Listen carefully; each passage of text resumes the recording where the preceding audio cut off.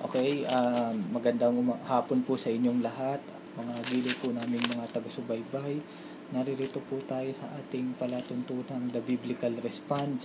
Ang programa pong ito ay napapanood po mula sa YouTube at akin po itong ina-upload sa Facebook group na Pinoy Pastor Theological Forum. Atin pong ipaglingkod ngayon ang post ni Brother Larry De La Cruz mula sa PPTF. Ganito po ang kanyang pinost. Kayong mga reform, masyado kayong kulang-kulang magbasa ng Bible. Kaya naman pati ang atonement of Christ ay masyadong kulang. Di ba sinasabi sa Romans chapter 5 verse 6 na Christ died for ungodly? So meaning, hindi lang pala sa elect na matay si Kristo, kundi pati na rin sa mga taong makasalanan. Di ba napakalaking kamalian itong itinuturo ninyo?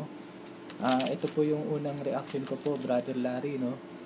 Kung inaakusahan mo kaming kulang-kulang ng mga reform, ikaw naman kulang-kulang magbasa ng Biblia. Oo. Kasi masyado ka lang nag-proof texting eh. Hindi mo muna inaalam yung tema kung bakit sinabi yon ni Apostol Pablo. Unang-una, sino ba yung ungodly na tinutukoy na yun? Sa Romans chapter 5 verse 6. Lahat ba ng tao yung tinutukoy ron? Ito may hint dun eh. Sa verse 6 pa lang may hint na eh. Kung sino yung ungodly na tinutukoy ron. Ito, basahin natin ha. For when we were yet without strength. Sino ba yung we were? O yung we na tinutukoy ron? Lahat ba ng tao? Hindi. Ang tinutukoy na we doon, si Pablo at ang mga Kristiyanong taga-Roma. Yan. Basahin tuloy natin ha. For when we were yet without strength, in due time, Christ died for the ungodly. Ayun. So yung tumutukoy na ungodly ron, yung mga elect na nung nasa kalagayan nung una ay mahihina. Kagaya ni Apostol Pablo. Oh. Di ba si Apostol Pablo, bago siya maging apostol, manguusig siya ng Kristyanismo? Katunayan, isa si Apostol Pablo sa nagpapatay kay Esteban. Pero ibig bang sabihin, hindi na elect si Apostol Pablo? Sinabi nga ni Apostol Pablo sa ibang sulat niya siya bago pa siya ipinganak, hinirang na siya ng Diyos. Oh. Kaya yung mga ungodly na tinutukoy dyan, pwedeng tumukoy din yan sa mga elect. Ayun, nasa verse 6 na eh. Ang linaw-linaw ng nabanggit na talata. Kaya, kung babasahin natin sa ibang talata ng Biblia, paano natin mapapatunayan na yung mga ungodly nung una ay ikinukonsider na elect? Ayan ha, basahin natin. Dito po sa Ezekiel 34 at ang talata po ay 11 hanggang 12. Ito ang pinapasabi ng Panginoong Yahweh. Ako mismo ang maghahanap at mag-aalaga sa aking mga tupa.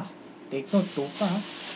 Kung papaanong hinahanap ng pastol ang tupa niyang nawawala, gayon ko hahanapin ang aking tupa.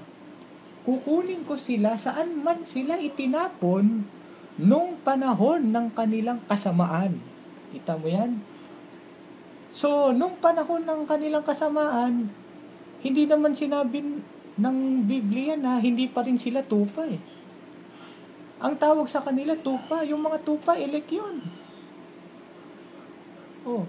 Kung sasabihin mo lahat ng tao, namatay si Kristo para sa lahat ng tao, di lahat ng tao naligtas. Oh. Kaya yung pangangatwiran mo, Larry De La Cruz, ayusin mo. Napaka-illogical niyan. Wala ka sa sarili. Diba? Kaya kung babansinin natin, ito.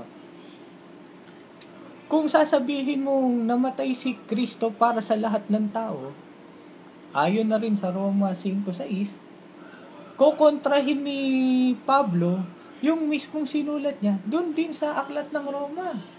Anong katunayan? Dito po sa Roma 5:8. Dito magkakasunod lang yan eh. Ang binasa mo sa talatang 6, babasahin ko naman yung talatang 8. Ito.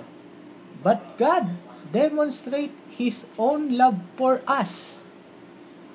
Hindi naman love for all. Okay? Love for us. In this, while we, take note we were still sinners, Christ died for us. Yan, kita mo yan? Sino ba yung us na tinutukoy na yan? Si Pablo at ang mga Kristiyanong sinusulatan niya. Hindi lahat ng tao. Diba? So maliwanag, yung sa Romans chapter 5 verse 6 na ungodly ron, yung mga elect na dating nasa kalagayan na masama, na sa takdang panahon ay nagbagong buhay sa pamamagitan po ng ating Panginoong Hesukristo. Ngayon, nihayag sa verse 8 na hindi para sa lahat yung haing pantubos ni Kristo, kundi ang haing pantubos ng ating Panginoong Hesukristo ay para po dun sa mga elect. Kaya, ang advice ko lang sa iyo, Brad Larry de la Cruz, huwag kang yung cherry picking ba o yung proof texting. Kinakailangan pag-aralan mong maigi yung kabuuan ng talata para hindi ka maliligaw. Diba? So, ito po ay naihayag na po itong kanilang mga ginagamit na talata para pasubalian itong limited atonement, at marami pa pong mga talata na gagamitin, na ginagamit sila para tutulan itong aming doktrina, pero